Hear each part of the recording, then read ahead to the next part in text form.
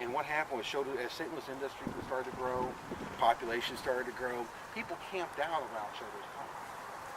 Well, then cholera broke. And cholera, they didn't understand that cholera was a waterborne disease, waterborne virus. And the first month, 200 people died of cholera. A couple months later, 4,000 or 5,000 people a month were dying. By August, I've heard estimates as high as 10, maybe 15,000 people were dying of cholera. Okay, here's the reason why I'm asking if there was like some body of water over here with like boats, because this guy keeps walking up and down the thing and he's got like this weird mask on that looks like a bird's beak. I don't know what it is. And he's telling me that over here used to be water, and they would be on boats, and there was like a little dock, and they would be on these boats like at night, like he's at night like in this boat with like a stick, and they all have these bird masks on that come out really weird, and I'm going, what's with the bird, dude? That's a disease mask.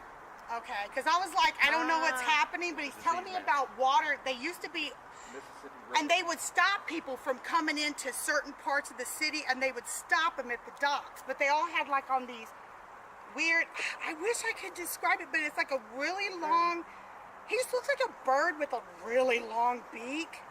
And I'm going, is that to scare people? What is that for? That's a disease mask, is what you're seeing. For the, how is a bird cholera? A disease it was mask? It was meant to scare the evil whatever away. Okay. But it's a throwback from the East Coast back in 16 years.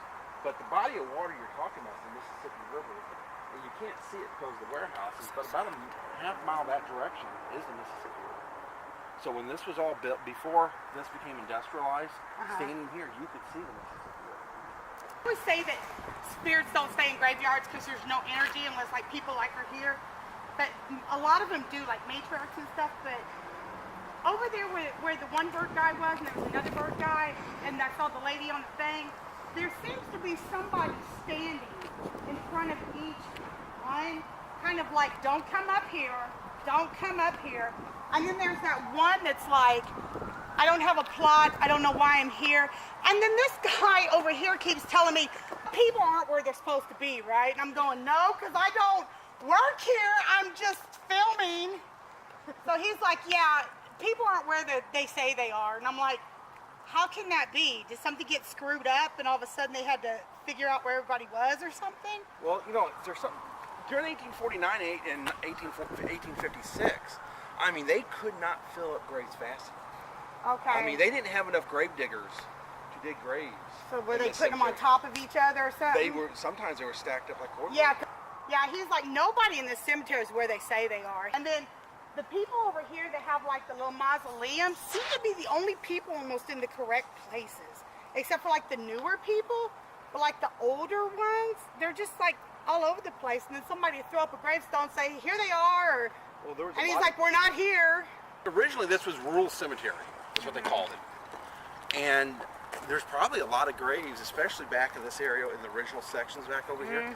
You're right, they're not marked. They're just... Yeah, because I've had so many of them over here going, we don't have nowhere to go. We have nowhere. We're just here. And this other guy's over here going, I'm not even over there. I'm over here. And I'm going, I don't know how to help you. I don't work here. This one over here, okay, I just have to say this. Thank God we're away from the bird guys, but there's like there's two soldiers, and they've been back here the whole time. That's why when you said politics, I thought maybe that makes sense, maybe not. But there's like a soldier here and a soldier there. And they're like walking with us. They may be. And so I don't know why they're doing that unless there's somebody important over here. And then when you said that, I thought, oh, okay, that's probably why they're here. What makes you think they're soldiers? Because I see them. I'm looking at them. Do they look like, I tell you what. They have on blue, it's like blue. I'll show you. And it's like a button-up coat. It looks like an old button-up coat, and it's like blue. But we find one, I'll show you what you're seeing. You're seeing the security guards. You gotta remember, when this was built in 1849, that's the Victorian era. They would have security guards patrolling this. They definitely have on like blue coats. Grave robbers. Grave robbing was very prominent here in St. Louis because we had a number of medical schools. Actually, McDaniel Medical School, the precursor to Wash U, he used to give his students extra credit for grave robbing.